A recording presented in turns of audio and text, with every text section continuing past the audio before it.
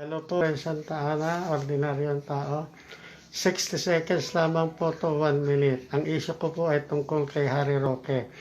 Dahil sikat na sikat siya ngayon sa social media dahil sa pagtatanggol niya kay Duterte sa secret deal nito sa komunistang China.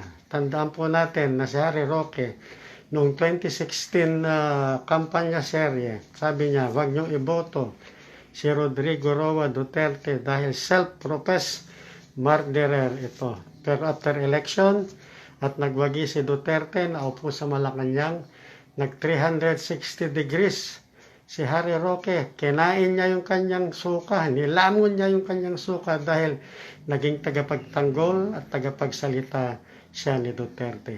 Hanggang ngayon, siya pa rin ang Joseph Goebbels ni Rodrigo Roa Duterte. Matindi ang paggamit niya sa kanyang mapanlinlang na dila para hikayatin ang mga mangmang at estupidong panatiko at tagasunod ni Kibuloy at ni Duterte. Yung pang target niyang audience, yung mga taong hindi nag-iisip.